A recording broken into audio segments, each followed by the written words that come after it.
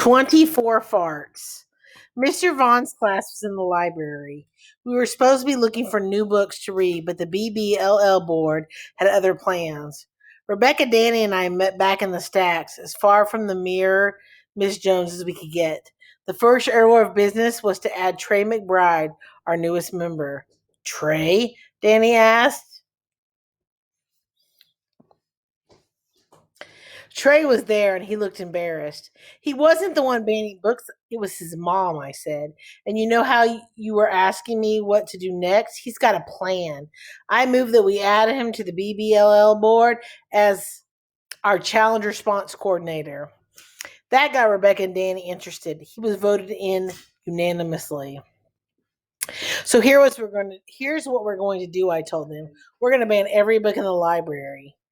Rebecca and Danny looked as stunned as I had been. Ban every book, Rebecca said. Shh, called the mirror Miss Jones. No talking. I dragged the BBLL board into one of the library meeting rooms where we could talk and explain the plan. When Rebecca and Danny got it, they liked it. I knew they would. Danny flicked his hair out of his eyes. But how are we going to find something wrong with every book? Trust me, Trey said. Books have been challenged for all kinds of crazy reasons. I looked up some of the challenges on the internet. The easy ones are anything that's got witchcraft or supernatural stuff in it. Anything with bad words, anything with gay characters, anything with violence, and anything that mentions sex in it. He blushed when he said the last one, and we all found somewhere else to be looking. That's a lot of books, Rebecca said, but not nearly all of them. But look at this. Trey unfolded a piece of paper on the table. The stupids got challenged because it reinforces negative behavior and might encourage children to disobey their parents. Here's a riddle book that got banned because it made kids who couldn't figure out the riddles feel bad. My Teacher is an Alien got challenged because it portrays the main character as handling a problem on her own rather than relying on the help of others. Here's Destruction of Property, teaches kids to lie. A real downer, anti-family, lewd, twisted, too mature, too immature, bad grammar, promotes poor nutrition, includes the word fart 24 times. Danny snorted. What book is that? Walter the farting dog.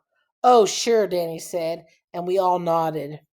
Look, the point is, once you ban one book, somebody somewhere can find a reason to ban every book, I said. I looked to Trey and he nodded. Even Where's Waldo has been banned because somebody found one little woman sunbathing face down with her top on. Trey said, we just have to start thinking like people who see stuff everywhere that bothers them. So I just have to pretend to be my grandmother, Rebecca said. Or my mom, Trey said. A lawsuit waiting to happen. Once we got looking into reasons to ban books, it was kind of fun. Anything with witches, wizards, jack-o'-lanterns, demons, or God. No Harry Potter, no Percy Jackson, no Artemis Fowl, no Chronicles of Narnia.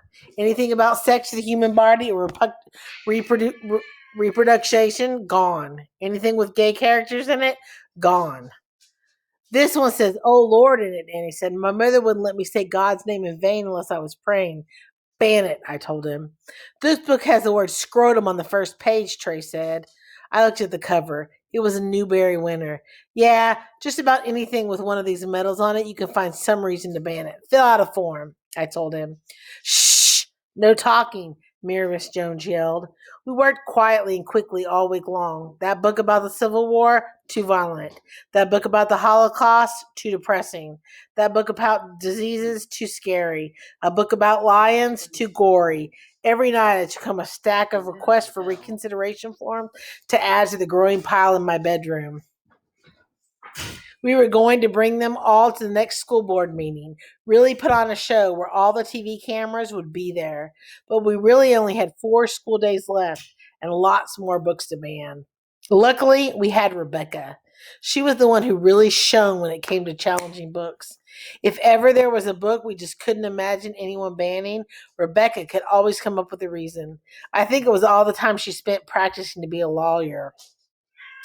The Lorax, that's Liavis. The Lorax portrays lumberjacks and the timber industry in a negative light. Goodnight Moon, the mouse in the room is a health code violation. The red balloon is a choking hazard. And this picture of the illustrator on the back is holding a cigarette. That encourages kindergartens to think smoking is cool. Oh, and don't get me started about Amelia Bedelia. She clearly has Asperger's syndrome, and yet children are encouraged to laugh at her. What kind of message is that sending? This library is a lawsuit waiting to happen, Rebecca told me. There was a gleam in her eyes as she said it. Rebecca, you do remember we're doing this as a prank to prove a point, right? Not to actually do it. Of course. Right, Rebecca said. She looked a little sheepish, but went back to book challenging with gusto. Danny filled out the form for Frog and Toad were friends. What's wrong with Frog and Toad? I asked him. They're a gay couple, he said. Oh, and don't get. Oh, come on, I said. They're not. They're just friends. That's what you say, Danny told me with an evil grin. To me, it's a suburban promotion of the gay lifestyle. And that was it, wasn't it? All the book challenges, the real one, were because one person saw a book in a different way than someone else, which is fine. Everybody has a right to interpret any book the way they wanted to. Only what they couldn't do is tell everyone else their interpretation was the only interpretation. 3 days later, we had requests for reconciliation forms filled out for 500 books. There were lots more books than this in the library, of course, but it was the best we could do, even with Rebecca's lawyer superpowers. 500 book challenges would still look great on TV, though, and make our point for us. We were ready. And then disaster struck. And by disaster, I mean my little sisters, which amounts to the same thing.